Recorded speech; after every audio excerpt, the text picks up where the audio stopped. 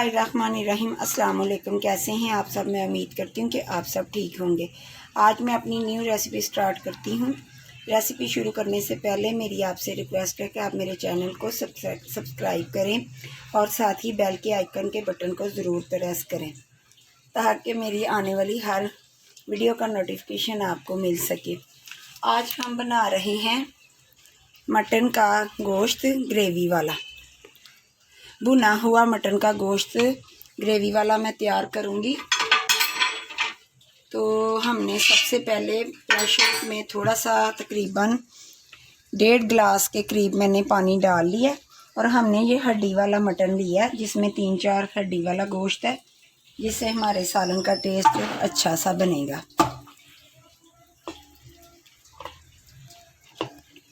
ये तकरीबन 3 पाव के करीब है। एक बड़ी गट्ठी मैंने लहसुन की ली थी। 3 अदद दरमियानी साइज़ के प्याज हैं, इनको मैंने डाल दिया। 2 अदद टमाटर हैं, इनको भी डाल दिया। अब आ जाते हैं आधी टीस्पून हल्दी पाउडर, आधी टीस्पून के करीब मैंने नमक डाला है और 1 टीस्पून के करीब सुर्ख मिर्च डाली है। धनिया पाउडर हम बुनाई के वक्त डालेंगे। साथ ही मैंने 4 अदद लौंग, 1 दालचीनी की स्टिक और 1 मोटी इलायची। बस इससे ज़्यादा कुछ नहीं डालना।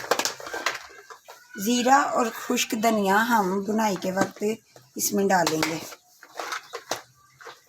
अब इसको मैं तकरीबन 10 मिनट के लिए प्रेशर लगा दूंगी।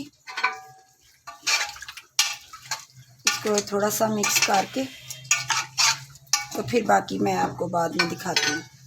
मैंने प्रेशर छोड़ दिया। ये सारा गोश्त हमारा टेंडर हो चुका है। अब मैं इसमें ऑयल डालूंगी।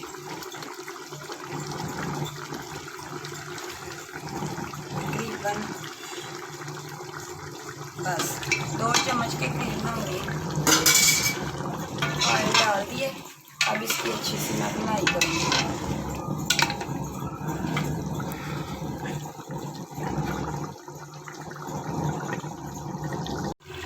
ये 1/2 टीस्पून काली मिर्च है, 1/2 टीस्पून ज़ीरा और 1 टेबलस्पून के करीब हमने खुश्क धनिया पाउडर लिया है।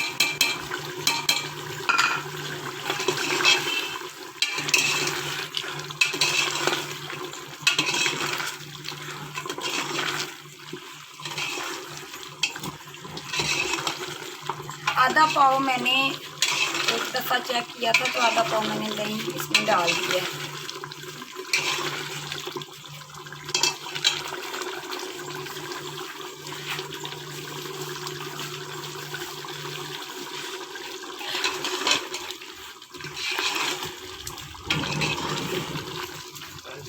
देखिए मैंने इसकी अच्छी सी बुनाई अभी मैं तकरीबन 5 मिनट और करूँगी। ये देखिए हमारा कितना अच्छा सा मटन का भुना हुआ ये गोश्त तैयार हो रहा है।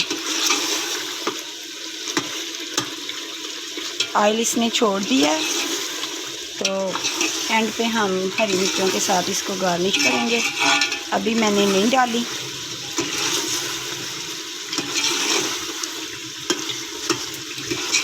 ये थोड़ा सा मैंने हड्डी वाला इसलिए गोश्त लिया है, इससे थोड़ा सा भुने हुए गोश्त का टेस्ट और बढ़ जाता है।